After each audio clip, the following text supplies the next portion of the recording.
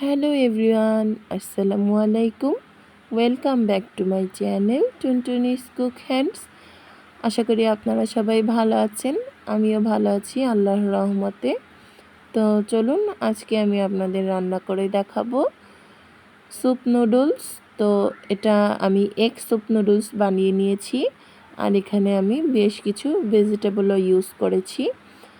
সবসময় কিন্তু ভাত খেতে মন চায় না, অথবা বিকেলের নাস্তায় অথবা ভাতের পরিবর্তে কিন্তু এই স্যুপ নুডলসটা খেতে পারেন।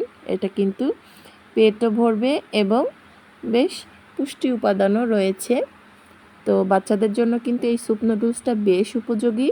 চলুন দেখে নেই আমি কিভাবে রান্না করে নিলাম এই egg soup noodles. Egg soup noodles রান্না করার জন্য আমি এখানে সকল ধরনের সবজি কেটে নিয়েছি। এখানে আমি নিয়েছি আলু কুচি, গাজর কুচি, সিম কুচি আর টমেটো কুচি। আর এখানে আমি নিয়েছি একটা ডিম, রসুন কুচি, মরিচ কুচি, পেঁয়াজ কুচি। আজকে আমি 2 প্যাকেট স্যুপ নুডলস রান্না করব, তাই এখানে আমি 2টা মশলাও নিয়ে নিয়েছি। আর নিয়েছি টমেটোর সস, কর্নফ্লাওয়ার। আর এখানে একটা বাটিতে আমি কিছুটা পানি নিয়েছি, এটা আমি একটা মিশ্রণ তৈরি করব, এটা আমি পরে দেখাচ্ছি। চলুন রান্নায় চলে যাই। এখানে আমি কিছুটা তেল দিয়ে কড়াইতে আমি রসুন কুচিটা 10 সেকেন্ডের মতন ভেজে নেব। রসুনটা 10 সেকেন্ডের মতন ভাজা হয়ে গেলে এটা এভাবে এক পাশে একটু উপরে উঠিয়ে রাখবো। এরপরে আমি এখানে ডিমটা দিয়ে দেব। ডিমটা একটু হালকা ঝুরি করে নেব, খুব বেশি ঝুরি করব না। তো ডিমটা একটু হালকা ঝুরি করা হয়ে গেলে আমি এখানে দিয়ে দেব কিছু সবজি। যেহেতু গাজর এবং আলুটা একটু বেশি শক্ত, এটা সিদ্ধ হতে সময় লাগে, তাই এই 2টা সবজি আমি আগে দিয়ে নেব। সবজি 2টা দিয়ে আমি ডিমের সাথে ভালো করে বেশ কিছুক্ষণ নেড়েচেড়ে ভেজে নেব, যাতে এটা একটু একটু সিদ্ধ হয়ে আসে। তো এই তো আমি এভাবে নেড়েচেড়ে ভেজে নিচ্ছি। আর আমার গাজর আর আলুটা যখন এই পর্যায়ে চলে আসবে, তখন এখানে আমি বাকি সবজিগুলো দিয়ে দেব। এখানে আমি এখন দিয়ে দেব পেঁয়াজ কুচি, মরিচ কুচি, সিম কুচি আর টমেটো কুচি। যেহেতু এখানে সবগুলো উপকরণই সফট, তাই আমি এখন এগুলো সবগুলো একসাথে দিয়ে দিলাম। আর আবার একটু নেড়েচেড়ে ভালো করে ভেজে নেব।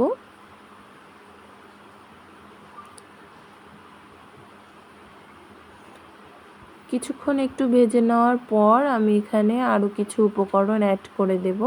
এখানে আমি দেব কালো গোলমরিচের গুঁড়া, আর দিয়ে নেব হচ্ছে স্বাদ মতো লবণ। লবণটা আমি পুরো রান্নায় যতটুকু প্রয়োজন আমি এখন একসাথে সেই পুরোটুকু দিয়ে নিচ্ছি।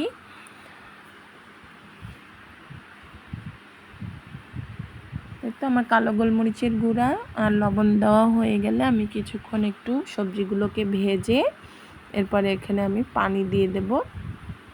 এখানে আমি 2 প্যাকেট নুডলস নিয়েছি। 2 প্যাকেট নুডলসের জন্য আমি এখানে 4 কাপ পরিমাণ পানি দিয়ে নেব।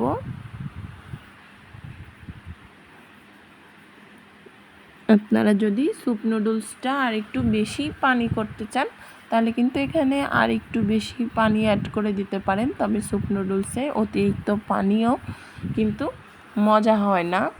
তো এই তো আমার 4 কাপ পানি দেওয়া হয়ে গিয়েছে। এখন আমি এখানে 1 প্যাকেট নুডলসের মশলা দিয়ে দেব।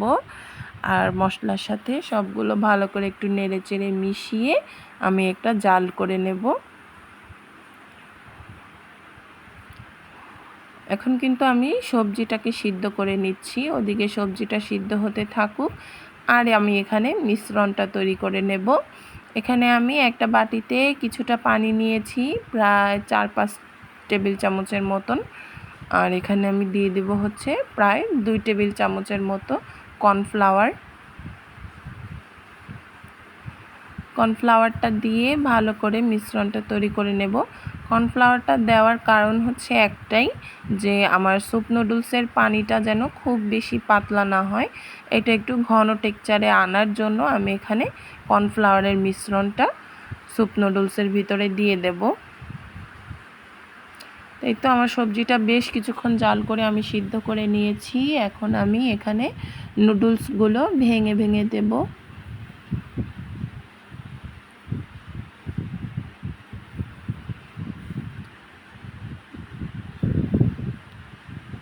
নুডলসগুলো ভেঙে দেওয়া হয়ে গেলে এটা আমি আবার একটু নেড়ে চেড়ে নুডলসগুলো সিদ্ধ হওয়ার আগ পর্যন্ত অপেক্ষা করব।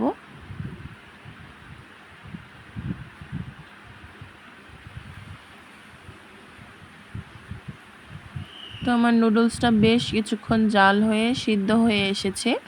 এই পর্যায়ে আমি এখন এখানে কর্নফ্লাওয়ারের মিশ্রণটা দিয়ে দেব।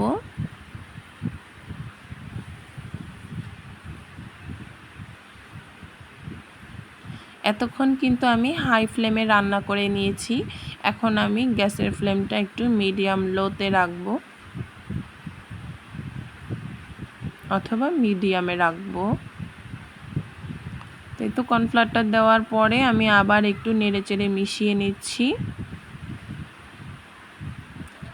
এই পর্যায়ে আমি এখানে দিয়ে দিব প্রাণ টমেটো সস। আপনারা চাইলে অন্য কোনো ব্র্যান্ডেরটাও এখানে ইউজ করতে পারেন। টমেটো সসটা দেওয়ার পরে আমি একটু মিশিয়ে নিচ্ছি। তো আমার স্যুপ নুডলসটা হয়ে গিয়েছে। এখন আমি এখানে বাকি 1 প্যাকেট মশলা দিয়ে দিচ্ছি। মশলাটা দিয়ে বেশ কিছুক্ষণ নেড়ে চেড়ে নামিয়ে নেব। ব্যাস হয়ে গেল আমার স্যুপ নুডলস। এটা কিন্তু রান্না করতে খুব বেশি সময় লাগে না, আবার এটা কিন্তু খুবই পুষ্টিকর একটা খাবার। যেহেতু এখানে আমি কয়েক রকমের ভেজিটেবল ইউজ করেছি, এটা আমাদের বাচ্চাদের জন্য খুবই উপযোগী। আর যেসব বাচ্চারা সরাসরি ভেজিটেবল খেতে চায় না, তারাও এই স্যুপ নুডলসটা খুব মজা করে খেয়ে নেবে আশা করি। আপনাদের কাছে ভিডিওটা ভালো লাগলে বাসায় একবার এভাবে বানিয়ে দেখবেন। এটা কিন্তু বিকেলের নাস্তাও বেশ মজার একটা খাবার হয়ে যাবে, আবার বড় ছোট সবার জন্যই পুষ্টিকরও একটা খাবার হয়ে যাবে।